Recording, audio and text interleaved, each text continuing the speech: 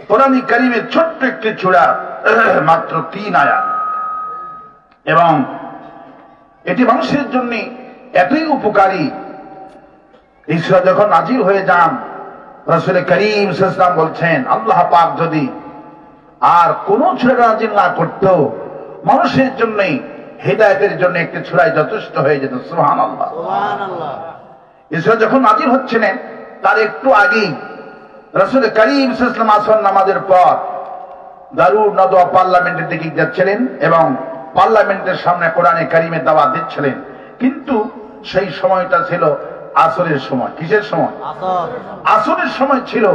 কিন্তু আসরের সময় তারা পার্লামেন্টের আসরে বসাতো, প্রজার জনত, কিন্তু নামাজের সময় কেউ আসরের সময়কে গুরুত্ব দিত না। তখন আল্লাহ রাব্বুল আলামিন এই সূরা আসর নামে একটা সূরা নাযিল করে দিয়েছেন। আসরের গুরুত্ব, আসরের কসমকে আল্লাহ সুবহানাহু ওয়া তাআলা একটা সূরাই দিয়েছেন। সেই সূরার নাম হলো সূরা ওয়াল আসর। আমরা আসুন আজকে সূরা আসর থেকে আলোচনা করব। ওমা তৌফিকি ইল্লা বিল্লাহ। আমার সাথে সবাই একযোগে পড়েন, আউযু বিল্লাহি মিনাশ শাইতানির রাজিম, বিসমিল্লাহির রহমানির রহিম, ওয়াল আসরি ইন্নাল ইনসানা লাফী খুসর ইল্লাল্লাযীনা আমানু ওয়া আমিলুস সালিহাতি ওয়া তাওয়াসাউ বিল হাক্কি ওয়া তাওয়াসাউ বিস সাবর। এই সূরা যখন নাযিল হয়ে গেলেন, সাহাবা আজমাইনগুলি এই সূরাটাকে এত মহব্বত করলেন, ভালোবাসলেন। যখন সাহাবীরা দেখা হতো তখন একজন আর একজনকে এই সূরা পড়ে শোনায়া দিতেন। সুবহানাল্লাহ। আবার যখন বিদায় নিয়ে চলে যেতেন সাহাবীরা, তখন একজনকে আর একজনকে এই সূরা পড়ে শোনায়া দিতেন। সুবহানাল্লাহ। আল্লাহ পাক কসম খাচ্ছেন, আলিফ এবং লামের আগে আল্লাহ পাক একটা অ লাগাইছে। কি লাগাইছে? আরবি গ্রামারে এটা হলো অয়ে কাসমিয়া। কি বলা হয়?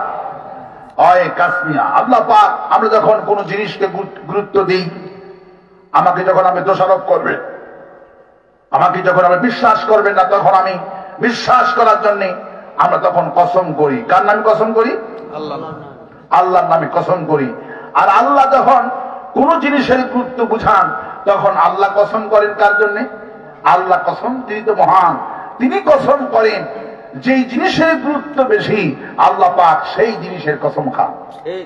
তাহলে আল্লাহ, আমরা কসম করি আল্লাহ, আর আল্লাহ কসম খাচ্ছে যেই জিনিসের, সময়ের কসম খাচ্ছেন, তাহলে বোঝেন এই জিনিসের গুরুত্ব কত বেশি। সুবহানাল্লাহ। একটু রিবাদ কিছু জান ভাই, আপনি তো কিছুই বুঝেন না। আমি অবাক হয়ে গেলাম। আবার প্রতিধ্বনি হয় না, কি একটা মাইক। আমার ভাইরা, না ধ্বনি হওয়া চলবে না।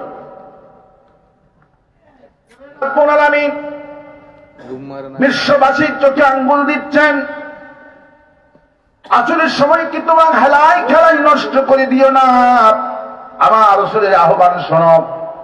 আসর থেকে মাগরিব সূর্যটা খুবই অল্প সময় থাকে, সময়টা খুবই অল্প সময় হয়ে যায়।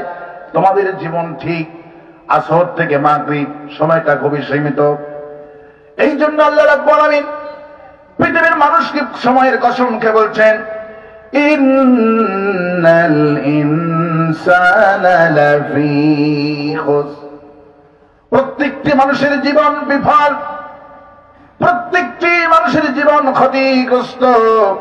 4টি কাজ যদি কেউ করতে পারে, তার জীবনটা সফল হয়ে যাবে। নাম্বার 1 হলো ইল্লাল্লাযীনা আমানু ওয়া আমিলুস সালিহাতি ওয়া তাওয়াসাউ বিল হাক্কি ওয়া তাওয়াসাউ বিস সাবর। ঈমান যদি কেউ আনতে পারে, আমল সালেহ যদি কেউ করতে পারে, আর যদি হকের দাওয়াত দিতে পারে, ঈমান আনতে গেলে, আমলে সলে করতে গেলে, হকের দাওয়াত দিতে গেলে মার আসবে, মামলা হবে, হামলা হবে, শেষে ওয়াতাওয়াসাউ বিসসাবর, সবর ইখতিয়ার যারা করবে আল্লাহ পাক বলেন আমি তাদেরকে ক্ষতি থেকে বাঁচায়া দিব। নাম্বার 1, ইল্লাল্লাযীনা আমানু, ঈমান আনতে হবে কার? সমস্ত নবীরা ঈমানের দাওয়াত দিয়েছেন।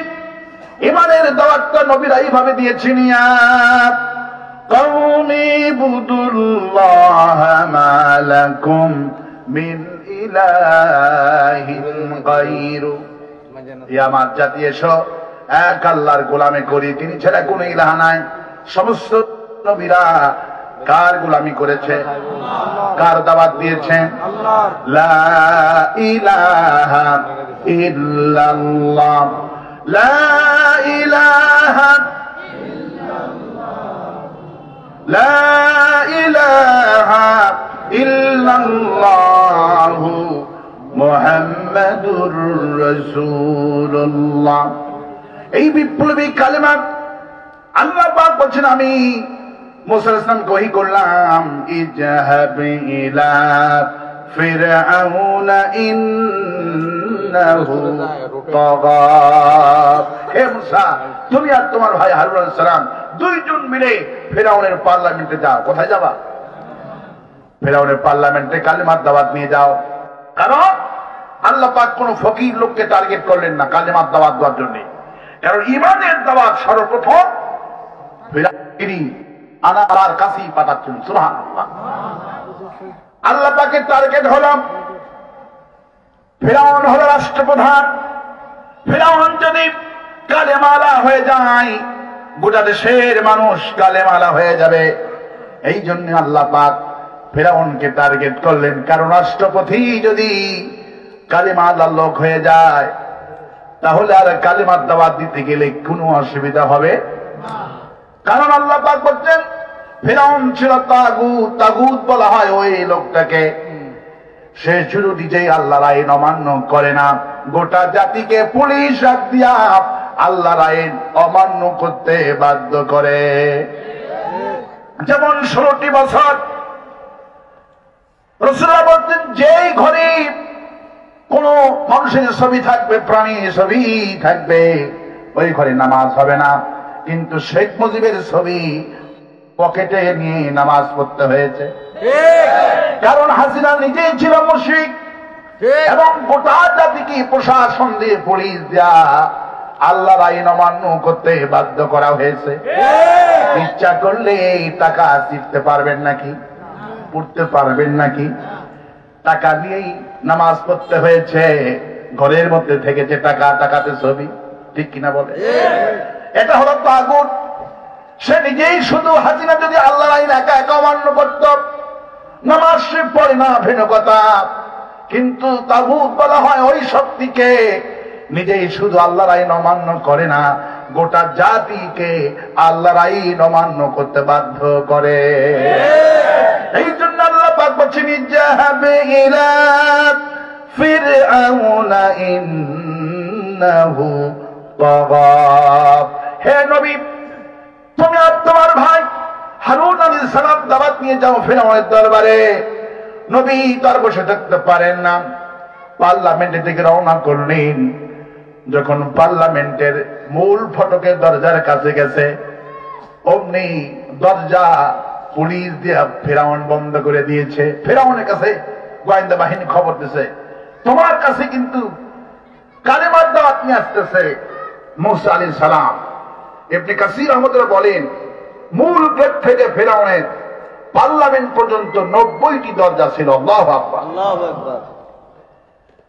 90টি দরজা পুলিশ দিয়ে দরজাগুলি বন্ধ করে দিয়ে দিলেন। মুসা আলাইহিস সালাম দরজার কাছে চলে আসলেন। দরজা বন্ধ, কেমন করে প্রবেশ করবে? আল্লাহ পাক বলছেন মুসারে ভয় পেও না, আমি তোমাকে যেহেতু পাঠাইছি ব্যবস্থাটা আমি আল্লাহ করছি। তোমার হাতে কি? আমার তিলকা বিয়ামিন আমু, একটা লাঠি দিয়ে মুসা আলাইহিস সালাম দরজায় বাড়ি মারলেন। আল্লাহ পাক একটা বাড়ি